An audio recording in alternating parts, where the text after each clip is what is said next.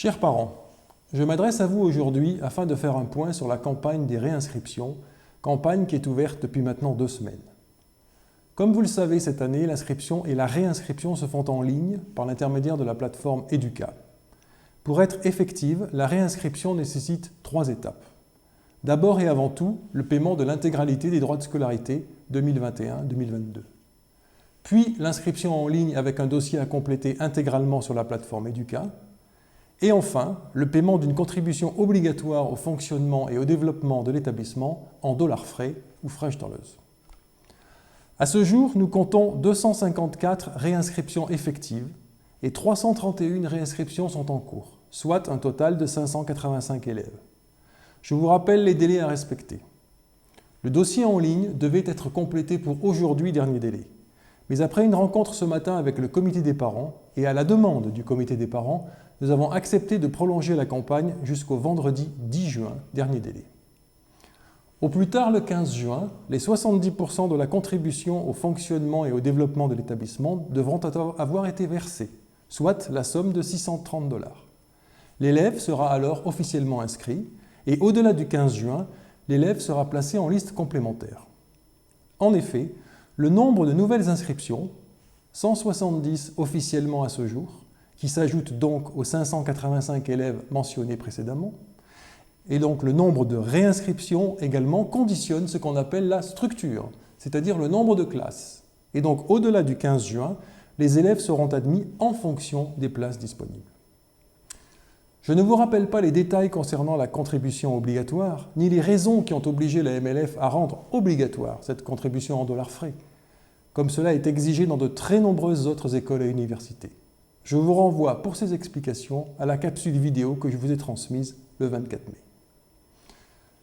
Vous le savez, la dollarisation de l'économie libanaise ne laisse d'autre choix si l'on veut sauver le lycée Alphonse de Lamartine.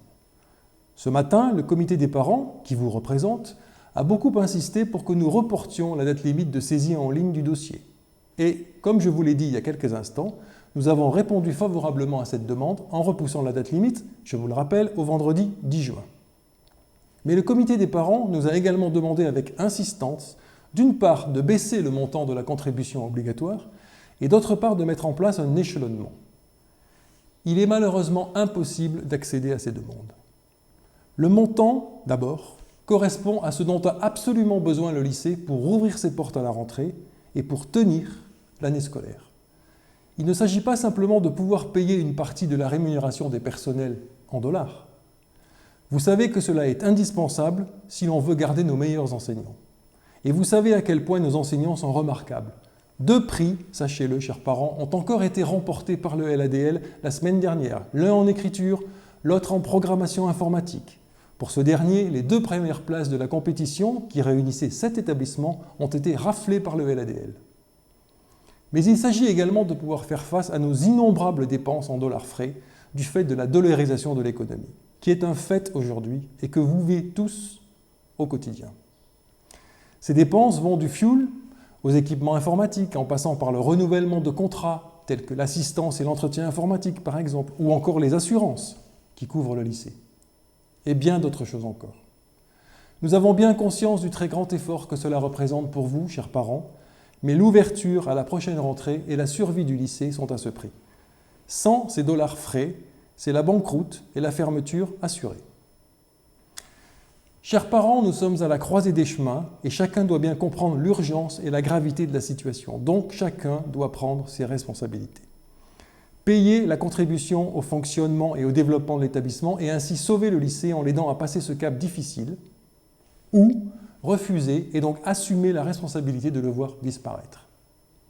Nous restons de notre côté particulièrement attentifs aux difficultés que rencontrent certaines familles. La situation de chaque famille en difficulté, et je pense notamment aux familles d'enfants scolarisés en classe de première, donc, disais-je, la situation de chaque famille en difficulté qui aura fait part de ces difficultés à notre directrice financière, Madame Malak, fera l'objet d'une étude approfondie, au cas par cas, de la part de cette dernière. N'hésitez donc pas à vous rapprocher de Madame Malak si vous êtes dans ce cas. Chers parents, nous savons pouvoir compter sur votre fidélité et votre attachement au LADL et à tout ce qu'il représente. Et nous vous en sommes infiniment reconnaissants. Ensemble, faisons en sorte que le LADL poursuive sa route. C'est notre vœu le plus cher à tous, je le sais, et notre responsabilité commune.